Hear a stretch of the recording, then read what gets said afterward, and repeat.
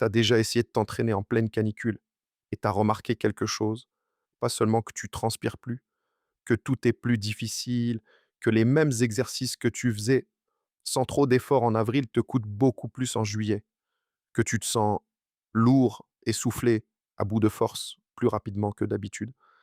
Et là, 2 options, soit tu te dis, que tu es moins en forme qu'avant et tu te décourages, soit tu comprends ce qui se passe vraiment dans ton corps et tu adaptes.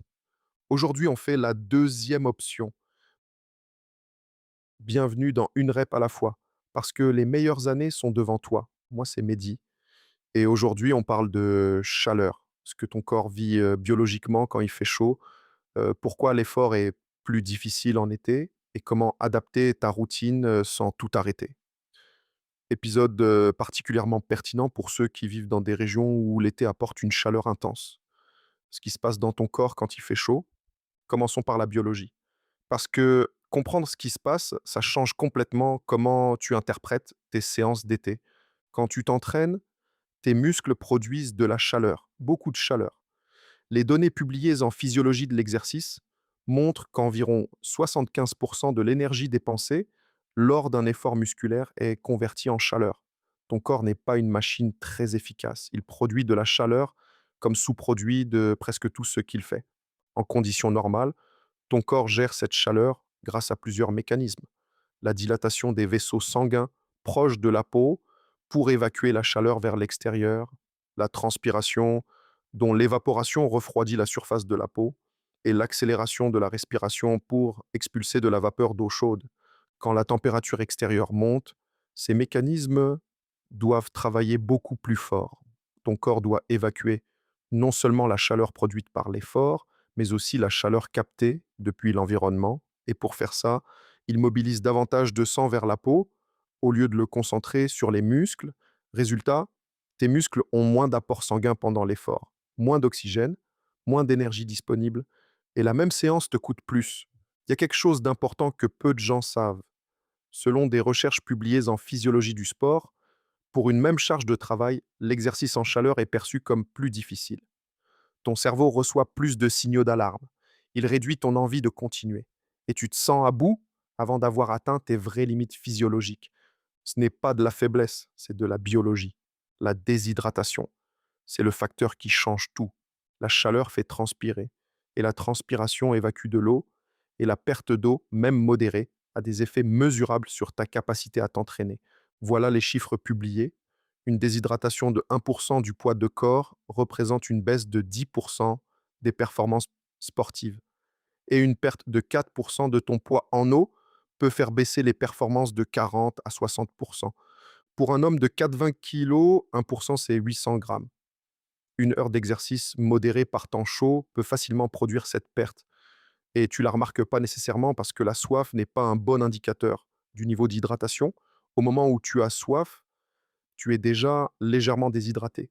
Et la transpiration ne contient pas seulement de l'eau, elle emporte des électrolytes, du sodium, du potassium, du magnésium.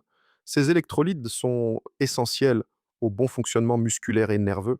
Une perte significative d'électrolytes peut causer des crampes, des étourdissements, une fatigue inhabituellement rapide.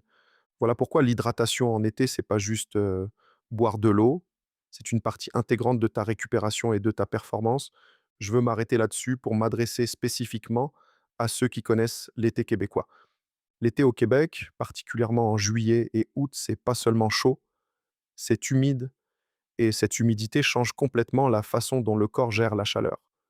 En air sec, la transpiration s'évapore efficacement et refroidit la peau. Le mécanisme de thermorégulation fonctionne bien. En air humide, cette évaporation est beaucoup plus lente. La sueur reste sur la peau sans s'évaporer efficacement et ton corps ne se refroidit plus aussi bien. Le même effort dans une chaleur humide de 28 degrés est plus difficile que dans une chaleur sèche de 35 degrés parce que le mécanisme de refroidissement est bloqué. Ce que ça veut dire concrètement, si tu t'entraînes dehors ou dans un espace non climatisé en juillet au Québec, ton corps travaille significativement plus dur que l'hiver. Et tes séances peuvent te coûter 30 à 40% d'efforts supplémentaires pour le même volume de travail. C'est pas dans ta tête, c'est physiologique. On doit adapter ta routine en été sans tout arrêter.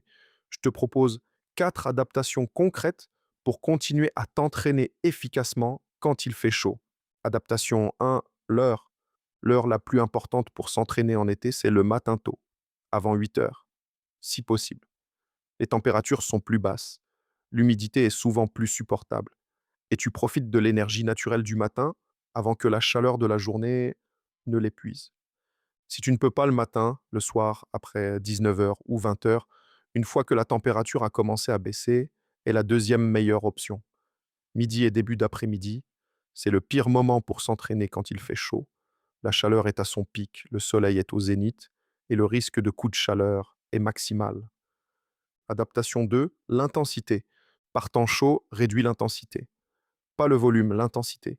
Tes 15 minutes restent 15 minutes, mais tu travailles à 5 sur 10 plutôt qu'à 6 ou 7, et tu laisseras ton corps décider du rythme. Si tes 8 squats habituels te font sentir à 8 sur 10 par temps chaud, tu en fais 6. Tu gardes tes 2 ou 3 reps en réserve dans tous les cas. En pratique, ton corps va naturellement réduire son allure par temps chaud. Fais-lui confiance. L'objectif en été, c'est pas de progresser, c'est de maintenir. Garder l'habitude active et préserver ce que tu as construit. Adaptation 3, l'hydratation. Bois de l'eau avant ta séance, pas pendant, avant. Si tu commences déshydraté, ta séance va être inutilement difficile. Un grand verre d'eau 20 à 30 minutes avant de commencer et un autre après. Et si tu transpires beaucoup, pense aux électrolytes, pas nécessairement des boissons sportives sucrées, une pincée de sel dans ton eau, une banane après la séance, ou simplement une alimentation variée qui couvre tes besoins en minéraux. Adaptation 4. L'environnement. Si tu peux t'entraîner dans un espace climatisé ou à l'ombre, fais-le. L'entraînement en plein soleil par temps chaud n'a aucun avantage particulier. Il ajoute juste un stress thermique inutile. Un salon avec un ventilateur, une terrasse ombragée, un parc avec des arbres, n'importe quel endroit plus frais que le plein soleil. Et si tu t'entraînes dehors en plein soleil, couvre ta tête et mouille-toi le cou et les poignets. Ces zones sont très vascularisées et le refroidissement y est particulièrement efficace. Est-ce qu'il faut réduire la durée de séance en été? Bonne question. Et la réponse dépend de la température et de ton état. Par temps modérément chaud, moins de 25 degrés avec peu d'humidité, tes 15 minutes habituelles sont parfaitement adaptées. Tu ajustes l'intensité comme on vient de le voir, mais pas la durée. Par temps très chaud ou humide, au-dessus de 30 degrés ou avec une humidité élevée, passer à 10 minutes avec une intensité réduite est une décision intelligente, pas un échec. Tu t'adaptes. Une règle simple pour savoir si tu as exagéré par temps chaud. Si tu finis ta séance en te sentant vraiment mal, nauséeux, avec des étourdissements, ou si tu arrêtes de transpirer alors que tu viens de t'entraîner, arrête immédiatement, mets-toi à l'ombre, hydrate-toi. Ce sont des signes que ton corps surchauffe, pas des signes que tu travailles bien, pas de performance héroïque sous la canicule. L'été, c'est la saison du maintien, pas de la progression intense. Cette semaine, avant chaque séance, tu bois un grand verre d'eau et après chaque séance, un autre. Et t'évalues ton effort sur 10. Si t'es à 7 ou plus, tu ralentis. Pas parce que t'es moins en forme, parce que ton corps travaille plus dur que d'habitude par temps chaud et il mérite d'être traité intelligemment. La chaleur n'est pas une excuse pour arrêter, mais c'est une information pour adapter. Et un homme qui s'adapte intelligemment en été arrive en septembre en forme. Et ça, c'est super. Ce qu'on a vu aujourd'hui, pendant l'effort, 75 de l'énergie dépensée est convertie en chaleur et par temps chaud, ton corps doit gérer cette chaleur interne plus la chaleur externe. Une déshydratation de 1 du poids de corps fait baisser les performances de 10. L'été québécois, avec sa chaleur humide, est particulièrement exigeant parce que l'évaporation de la sueur est moins efficace. Et 4 adaptations concrètes. S'entraîner tôt le matin, réduire l'intensité plutôt que le volume, s'hydrater avant et après, chercher l'ombre ou un espace plus frais. Au prochain épisode, on parle de quelque chose de plus profond. Pourquoi les hommes qui tiennent leur routine en été avancent de 3 mois sur ceux qui arrêtent? Pas physiquement, psychologiquement. Et comment ce gap-là se creuse sans qu'on s'en rende compte. Abonne-toi pour pas manquer ça. Je te dis à la semaine prochaine et prends soin de toi une rep à la fois.